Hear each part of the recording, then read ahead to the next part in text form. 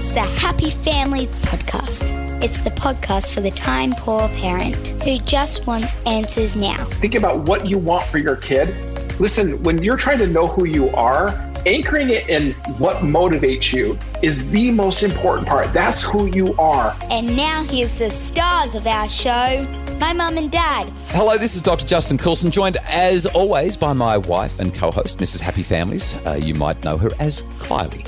We've had two really inspiring conversations over the last couple of weeks with Todd Rose. He's an author. He's been a Harvard professor at the Graduate School of Education, and these days he runs a think tank in the US called Populous. It's all about helping people achieve fulfillment in their lives through being excellent at what lights them up, rather than getting the best results they could have at school. Because let's face it, school isn't always the best indicator of how we're going to go with the rest of our lives.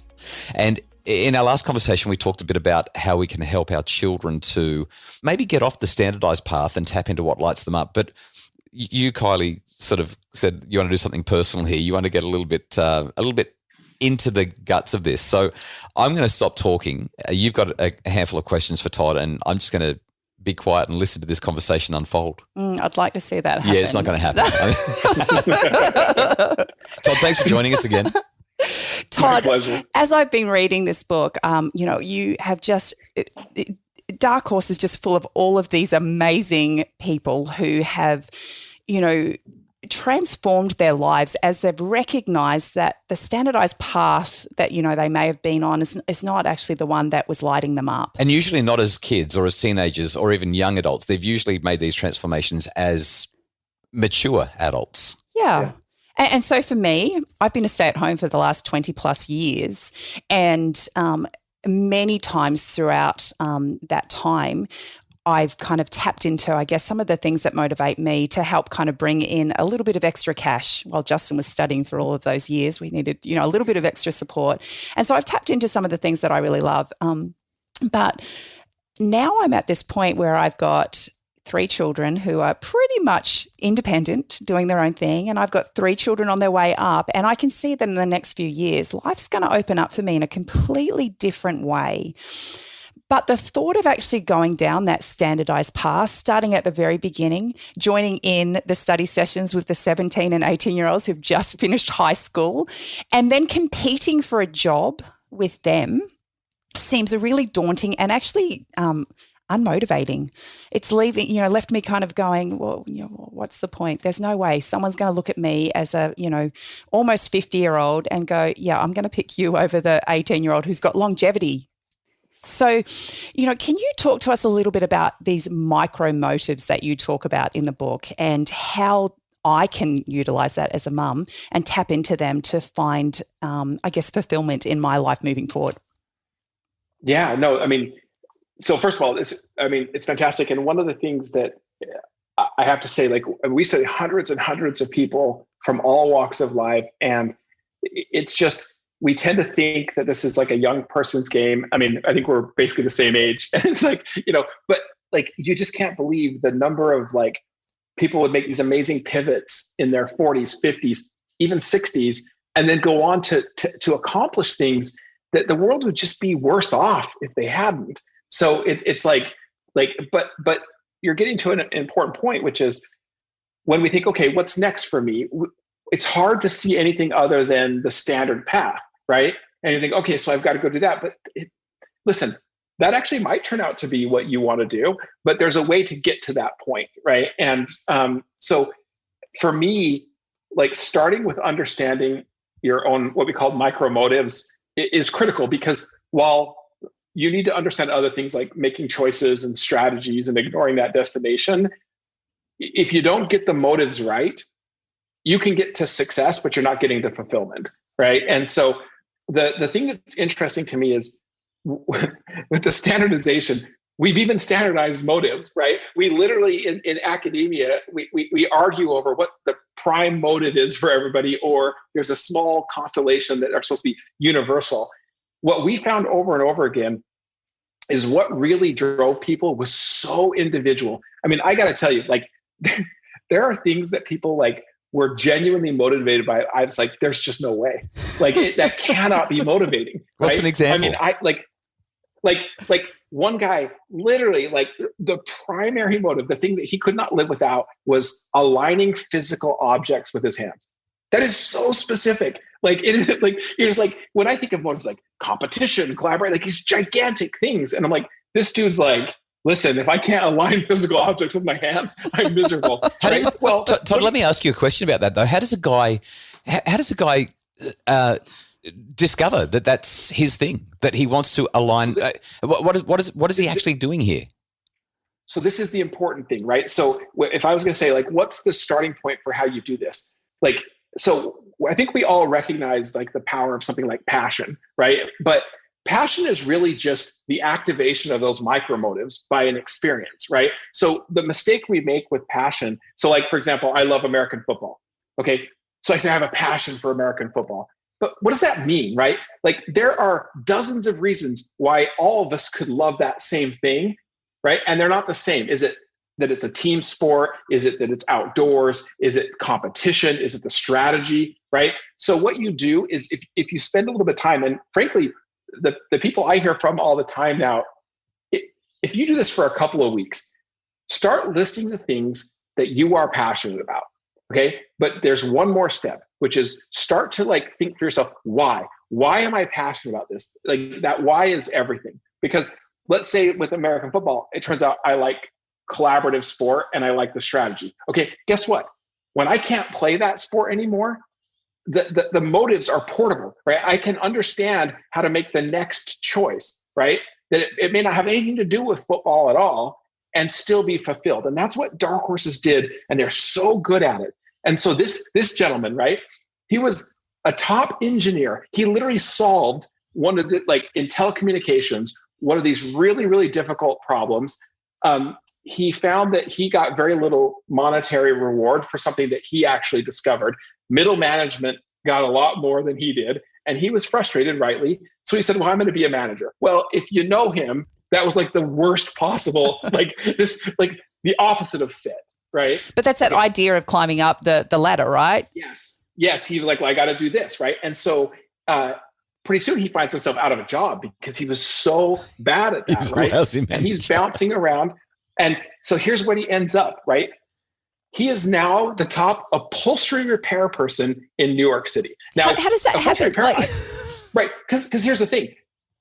Nowhere, if you're going to like a job like guru who's like, well, help me understand, would they pair up engineering and upholstery repair? But what you realize is upholstery repair is like dealing with family heirlooms and leather, and actually requires alignment this way. And he is so unbelievably happy and doing so well, right? But like, unless you understand that next click down, which is why am I passionate about these things, what you'll find is you'll start to realize there's a lot of commonality, right?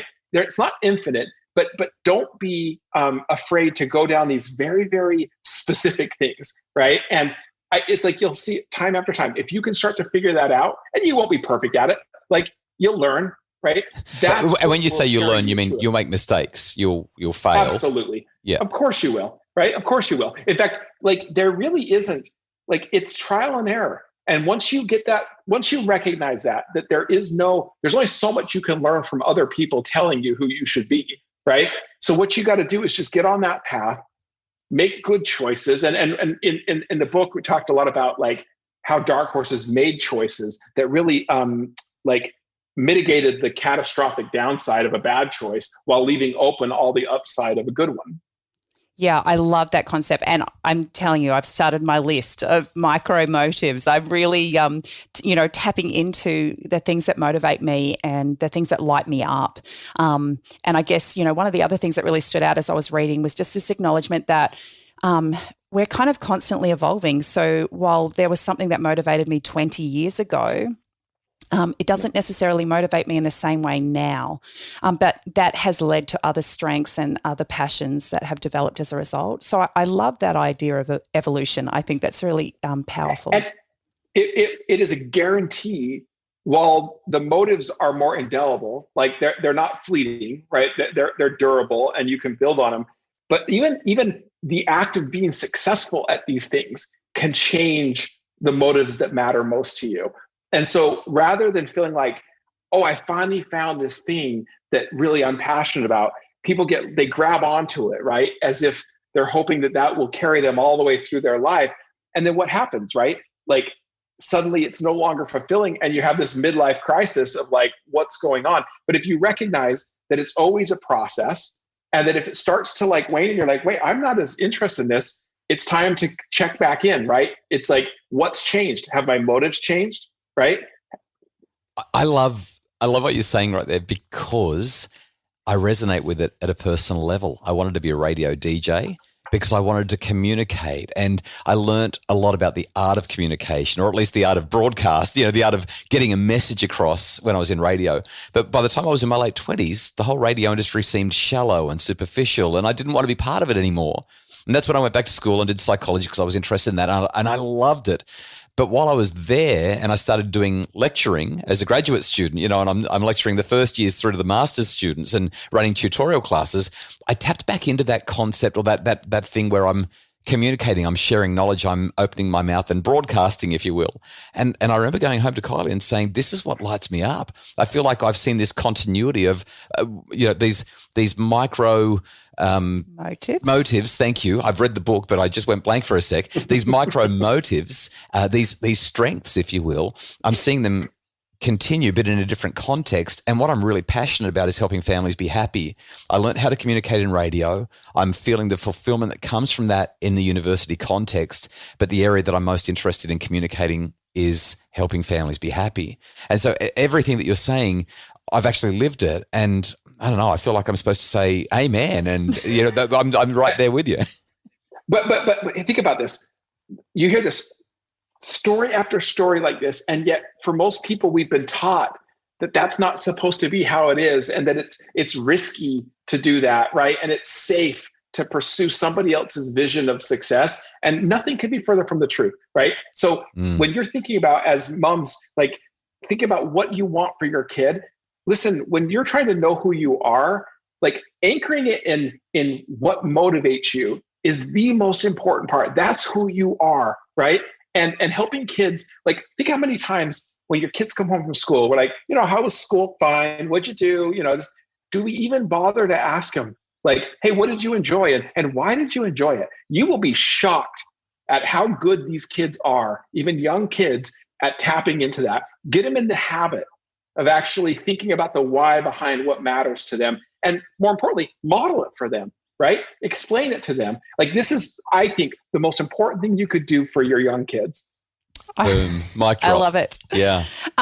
2 lines out of your book that really jumped out at me. They're kind of, I guess, going to become my new mantra as I go through this, journey of finding out what really, really motivates me moving forward. This is who I truly am, and this is where I'm headed. And I love it. There's so much power in that. So the take-home message, because we do need to wrap this up. You've been so wonderful talking to us the last few weeks and sharing these insights. In the book Dark Horse, what you're really saying is take the pressure off your kids and let them work out who they are. Or if you're a mum or a dad who's trying to work out what you really want to do with your life, stop following the standard route.